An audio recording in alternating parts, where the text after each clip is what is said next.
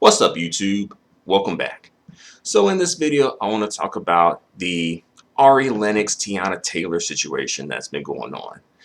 When it comes to, black features and black features on black women, right? And a lot of people are in their feelings. A lot of people are emotional about this. A lot of people got a lot of opinions, and I'm one of them. So here you go. So Lennox, okay. I've been seeing, I haven't seen like the whole clip of Lennox's live stream where she's like addressing this situation, but I have seen clips of it. All right. And for me, on one hand, okay, before I even get into this, quick recap. Some lame ass Negro on YouTube, not YouTube, on social media, I think Twitter, posted some comment about Lennox and Teyana Taylor, compared them to Rottweilers or Pit Bulls or whatever, saying basically that they got the sex appeal, but the face ain't what it is, right? The face ain't popping, all right. And that comment got a lot of likes and retweets, and kind of low key or even high key went viral to the point where both Lennox and Teyana Taylor addressed the comment. And as well, Lennox went on to do a live stream about the comment, right? And for me personally, I'm kind of a little split on this as far as Lennox's response. On one hand, I kind of wish that Lennox would have not even responded, because sometimes when you respond to things, it gives the situation and the story more life, right? Sometimes some things die down because there's no response, there's no rebuttal, right? You know, like, for instance, and this low-key kind of relates to this story too, but y'all remember when, Gilbert Arenas, old lame, whack-ass, dumbass, was, coming for Lupita. Notice that Lupita never responded to it, right? So the story did get some traction, but if she responded, the story would have ended up being prolonged and perpetuated, right? And also on another, like sometimes when you respond, it can sort of, what I'm trying to say. Oh yeah, I forgot to mention. And Gilbert Arenas did it again to Lupita. He did twice, actually, right? And she never responded, right? Thus, the story, it did get some attention, but it didn't end up being some big blown up story. And I think that Lupita in her situation did the right thing by, just not responding to it, and, letting her fans and supporters respond to Gilbert Arenas. And Lennox has fans and she has supporters, and they could do that. But I don't completely, down her or, criticize her for responding, because she has the right to respond. It seems like she was really triggered by what was said. And, unfortunately, this stuff for her may not be anything new. So it may be more to the story than just this response. Well, just this situation. It may be like an accumulation of situations, and she just hit her breaking point. And we all have a breaking point at one point or another. We're all human. We all have our limits of what we can, tolerate and withstand. All right. You know, so again, I don't completely criticize her for responding. Although I do wish she would have just kind of responded and just been like, you know, like, yep, pit bull in a skirt and what, nigga? It's something like that, right? And just been like, fuck you. Or either not, because really, to an extent, I don't even think that dude really even deserved a response, really. Like, who is he? He's not anybody important, right? um, but yeah, I ultimately just think that sometimes responses are necessary and sometimes they're not, and sometimes you just got to fill out the situation. All right. um, However, I kind of wish that Ari Lennox.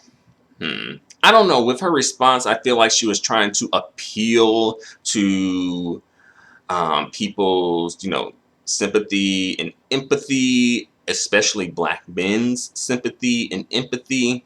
You know, being really emotional on whatever social media platform she was on, being really emotional on the live stream. I think at one point I heard that she was crying at one point or another, right? But the thing is, Ari, these niggas don't give a fuck about you crying, breaking down on social media or any other media. These niggas don't care about that. If they cared, they would have got at that nigga who said the comments. That's the thing.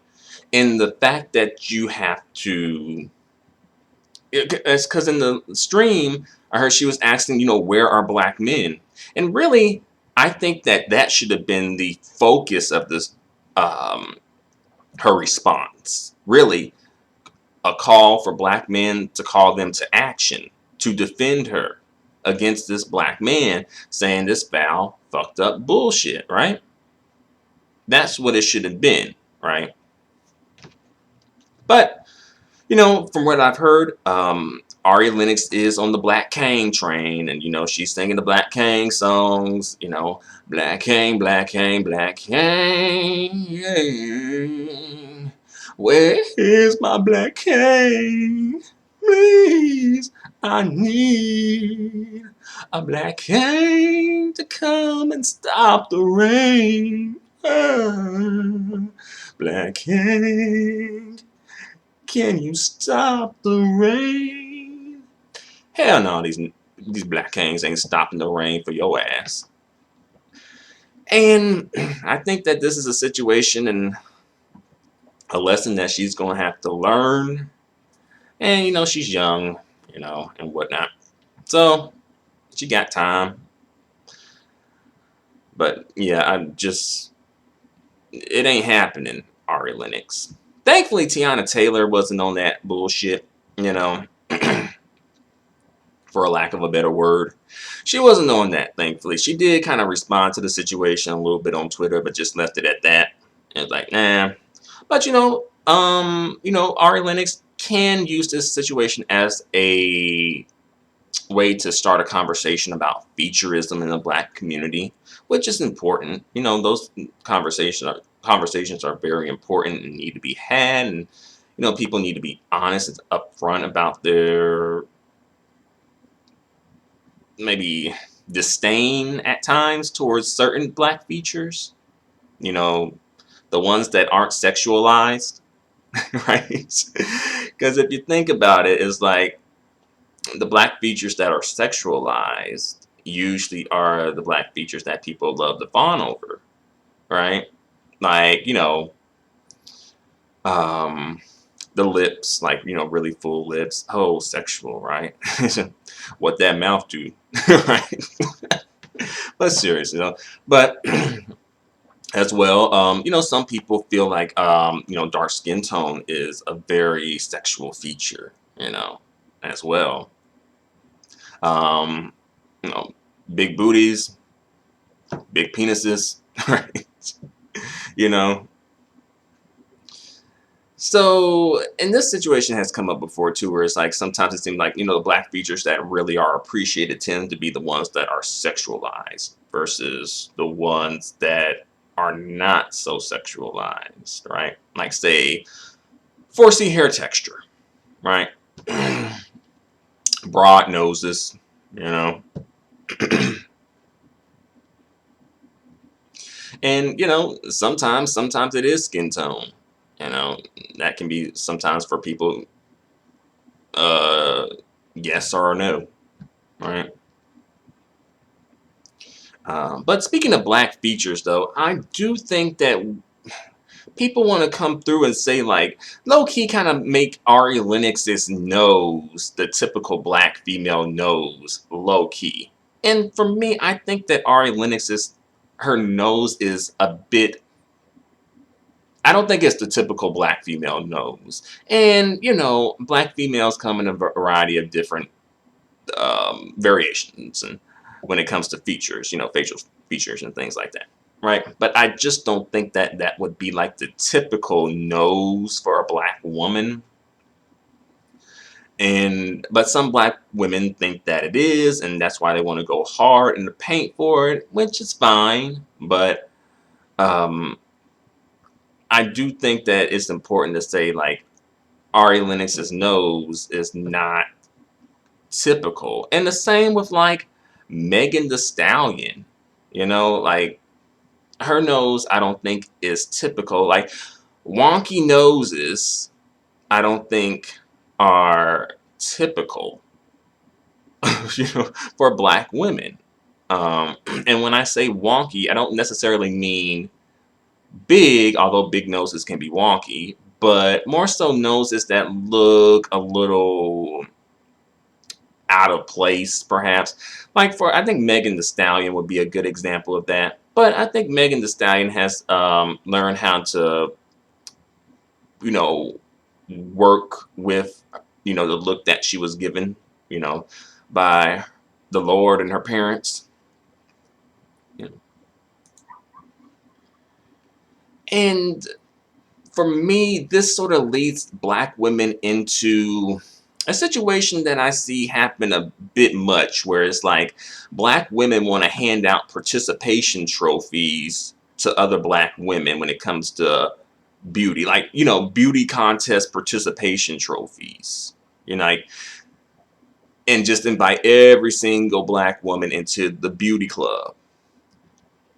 You know, I hate to be the nigga to piss in your Cheerios, but every person, just period, honestly, every person can't get into the beauty club, the handsome club, the fly ass nigga club, whatever. Everyone, it's exclusive.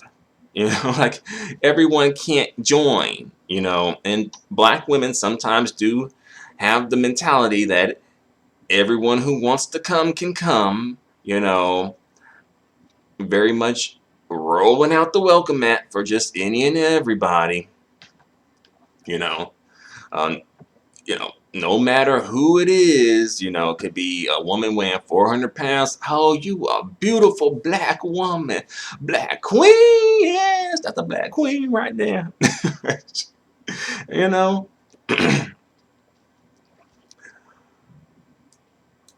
yeah. But let me move on. Let me move on. So, taking all into consideration thus far, I don't think Ari Lennox is a swirler. Um, but nevertheless, if she were to, you know, leave Blackistan and take a one-trip flight to Swirltopia, no return, we would be hearing a different story. And then it would be like, either they'll be talking about her being a bed wench, even though she was on the Black Cane train, trying to be down for the Black Canes, trying to hold her down, trying to just say, black women, don't give up on our Black Canes. Please, black women, I'll tie your hands, don't give up on our Black Canes. Right? And doing all that Black Cane shit. And that's another thing, too. I know I'm a bit all over the place with this video. This is a rant. But that's another thing too, where it's like you can go on this whole, pro-black tip, if you will, and do everything right, quote unquote, right, and still end up with nothing, as if the, pretty much one step above the bed wench, if that. All right. The only thing is they just won't call you a bed wench because you probably haven't swirled, and sometimes some of them don't even think that you can swirl.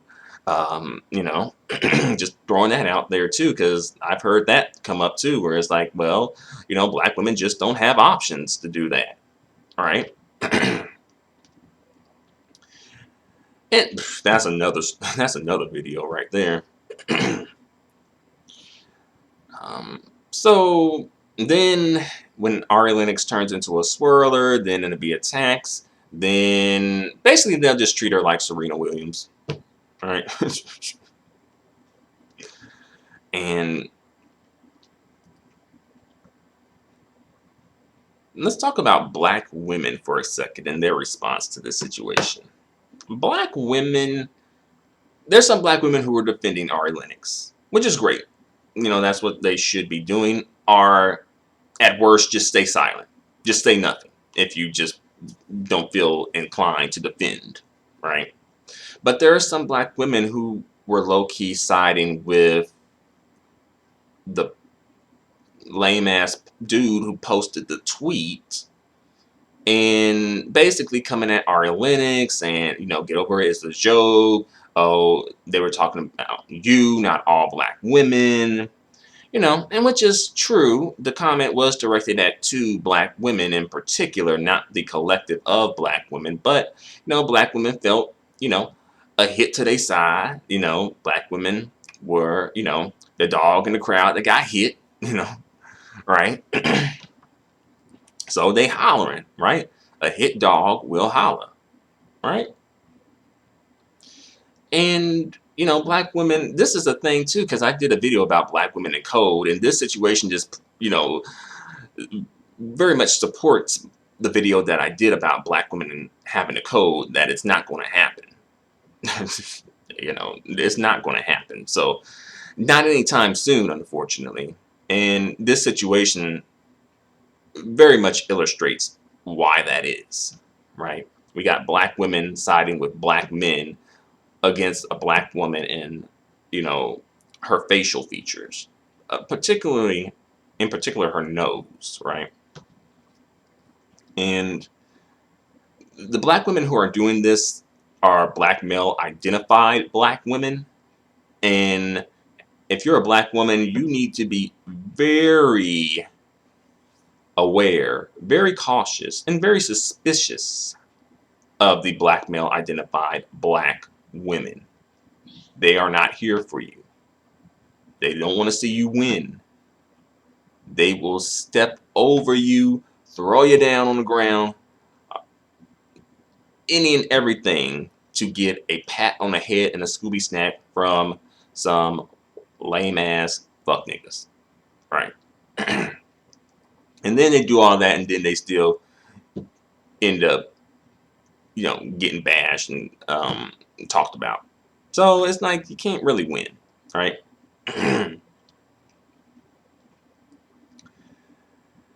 And again, where were black men to defend Lennox?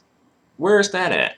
I don't really see that outcry, that battle cry to defend Lennox. And as I mentioned earlier in this video, that should have been a big focus of what Lennox's live stream entailed. That should have been. She did mention it. I don't know if she really went in as much as she could, but again, I just saw clips, so I don't know. All right. And as I mentioned before, pick-meism, right? Pick-me's, mammy's meal. Pick-meism runs deep in the black community, where it's like, please pick me. And pick-meism applies to both black women and black men, in my personal opinion, right? I don't exclusively use that term for black women, because I have used that term for black men too, because some black men are some damn pick-me's when it comes to like dating outside of the community and just very much wanting to be picked by somebody. And honestly, to an extent, the black community itself is some pick-me's. Like, is a pick-me. Because sometimes black people act so damn thirsty for like non-black like validation, approval, you know, acknowledgement sometimes. Why? I don't know. But my suggestion, you know, as perhaps like one possible way you can sort of sidestep some of this bullshit is to perhaps leave the Black Lagoon. You know, you gotta leave the Black Lagoon every once in a while. You know, sometimes it may have to be permanent. Sometimes you just may have to take a vacation from the Black Lagoon. But sometimes you just gotta leave the Black Lagoon for a moment or two, for you know, and just experience other things in like other lagoons, other communities, right?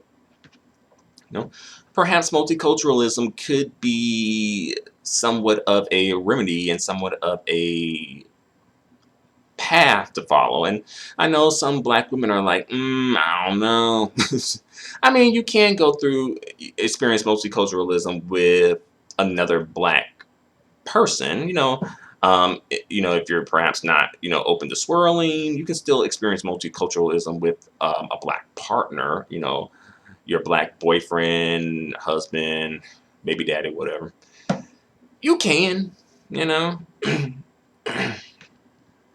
it's a possibility. But I do kind of feel like perhaps black women sort of being less, what's the word,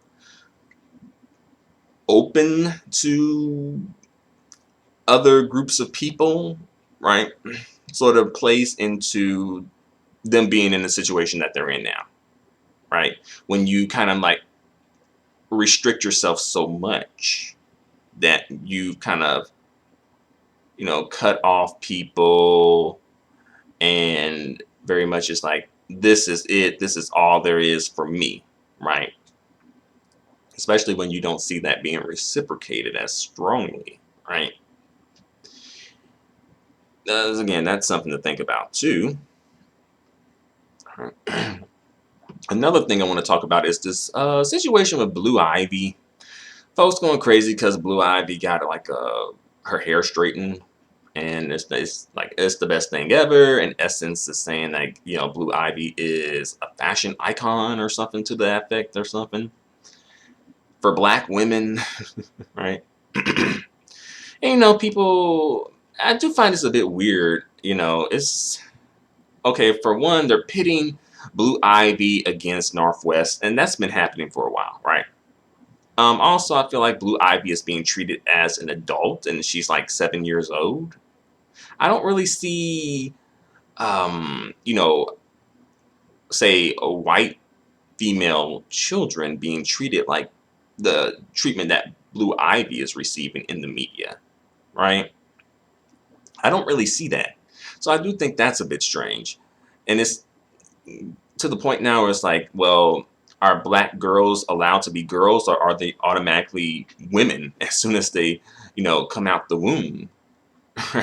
Because Blue Ivy's sort of being treated like she's like an adult to an extent. Like the way that people kind of are coming at her looks, like at one point it was like, oh, the hair is a mess, and then it's like, oh, I love the hair, lie, I think lie die lay to the side or something like that.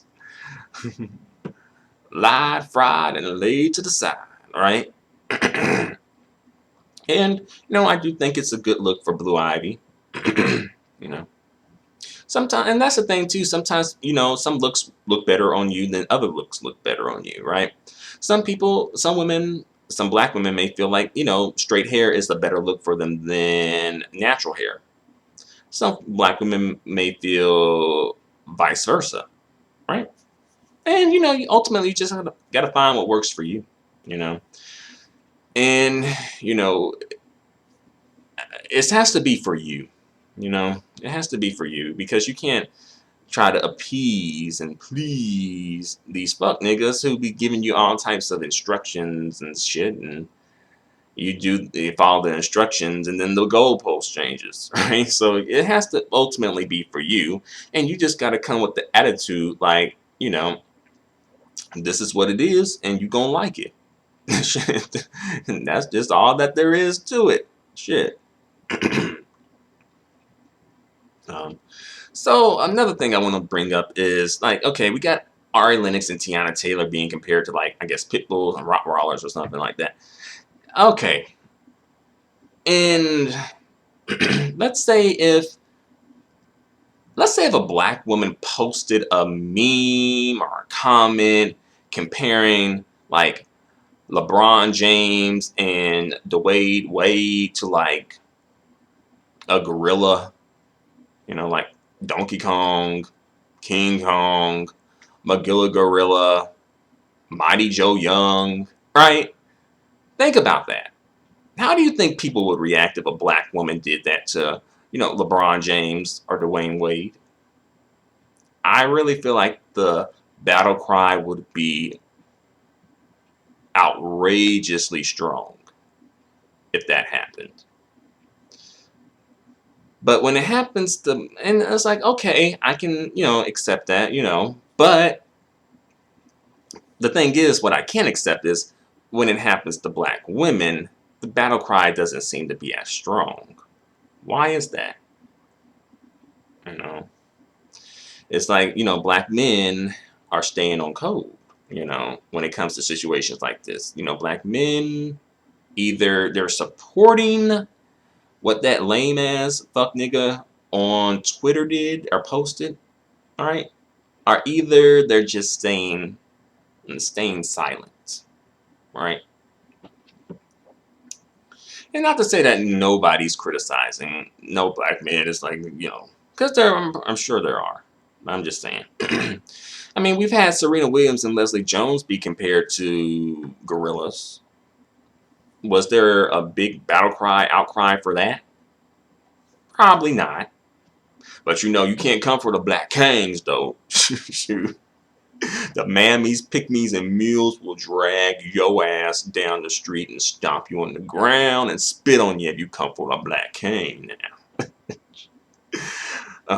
But the thing is, though, people love to see black women, get dragged down the street, stomped into the ground, spat on, right? People love to see that happen to a black woman. The darker, the better, right? And speaking of that, we got looks like two factions are going to be end up forming, and I kind of predicted this a while ago, where we have the dark skin exoticals versus the dark skin non-exoticals, for lack of a better word. The as they put it, I guess the typical dark skinned black women. Yeah, that's going to be happening too. That's going to be happening.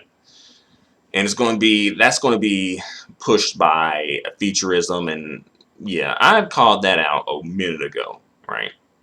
So that's going to be the new thing now. All right, dark skinned women going against other dark skinned women on some Featurism shit. And feeling like the dark skinned exoticals can't be representing the whole of dark skinned black women, because they're just feeling like, well, the dark skinned non-exoticals should be representing them because there's more non-exoticals than exoticals, right? you know and then there's a discussion of the light skinned exoticals, but versus the light skinned non-exoticals, because not all light skinned women are exoticals. Sometimes they're non-exoticals, sometimes it's just not exotic for them, right?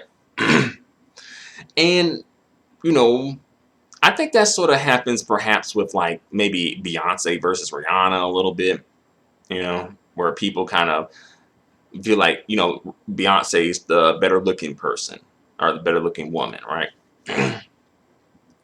Uh, it's kind of happening with Blue Ivy versus Northwest. You know, Northwest is biracial. Blue Ivy is light skinned. You know, non-exotical, right?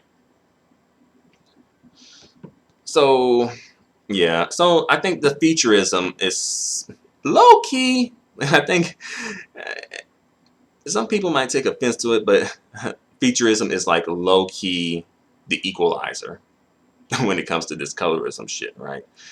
To an extent, you know, since it's like, well, the light skinned women can get, you know, tripped up in featureism, right? And some dark skinned women can, you know, go through featureism like they go, you know, like Neo going through the Matrix. It's like, whew, they can get through this. Some, you know, light skinned women tripping and fumbling and all over the place. Goddamn it. um, let's see. Another thing I can talk about is, let me hurry up and bring this to a close. I think that sometimes black women's beauty is sort of put under a microscope and really examined and scrutinized, like, oh, you know, is that your real hair? Is that, you know, are you wearing makeup? You know, um, what else? It can be like very much like put under the microscope, and you know, to an extent that other groups of women don't have to deal with, right? Like, oh, you know, is that your hair texture? Or like, if it's not the natural hair texture, then it's like, oh, you know, it's a weave, even though it may not even be a weave, right? Things like that, you know. And those things can seem a bit trivial in the big scheme of things, but they do sort of kind of like small details tell a big story, right? And what I mean by that, that is sometimes kind of like the little things that people do can tell a big story about who they are, can really tell you about who they are as a person by just some of the little things that they do. If the little things are good things, it's like, oh, okay. Or if they're bad things, like, oh. And speak on Teyana Taylor again. Word on the street is she got plastic surgery. They've been showing some before and after photos, and like, okay, she got some plastic surgery on her nose to sort of slim it down a little bit. I'm like, okay, Teyana Taylor, all right, you know, money well spent, you know. I don't think it was completely necessary, but you know, ultimately, as long as it was done right, and as long as it looks good, and as long as she's happy with it, then okay, more power to you. But of course, you know, some black women will be offended by it, acting like, you know, she just did the worst thing ever, right? And on one hand, I can't understand that, where it's like perhaps they may feel a bit disappointed that she sort of low key maybe gave into like the pressure to an extent, you know, she gave into it. And by her giving into it, maybe feeling like, oh, she sort of, you know, validated to an extent that, you know, black features are like not so desirable, perhaps. And I can understand it on that tip, right? But for me personally, I just hope that, you know, Teyana Taylor just ultimately, and just in general, when it comes to plastic surgery, you just have to make sure that you're doing it for the right reasons, and ultimately you're doing it for yourself, because that's ultimately what matters is you. I hope you're not doing it to like appease other people, you know. You know. And again, you know, plastic surgery can be cool if done the right way. We all know the examples of the people who have not done it the right way or did not do it the right way. You know. And Delicious from Flavor of Love has been accused of getting plastic surgery as well on her nose. It's like, oh no, it's just makeup and contouring. And then it feels like, right? And again, you know, Delicious, you know, she's on the lighter side. She's light skinned. So, as I said, you know, this featureism does affect, you know, it is sort of like the equalizer, right? Y'all may not want to say it, you know, y'all may be mad at that, but it is. It's sort of like the equalizer in this, like, somewhat of like the colorism spectrum, right? So yeah, let me bring this video to a close. So thanks for watching. Feel free to comment. I really appreciate that. Tell me what you think about this situation, and until the next video, and until the next video, adios and goodbye for now. Oh yeah, one more thing that I forgot to mention. The whole pit bull and a skirt thing. I think the rapper Eve, people refer to her as a pit bull in a skirt. Did she refer to herself that way, or did other people refer to her that way? I'm not sure. I'm going to assume other people refer to her that way, right? And also, this pit bull situation kind of throws back to what that whack ass, lame ass athlete who's like a swirler had said at some point or another, fairly recently, right? But back to Eve though. So yeah, she was called that, right? And look where Eve's at now. She's in Swirltopia, right? So it's just like something to think about, right?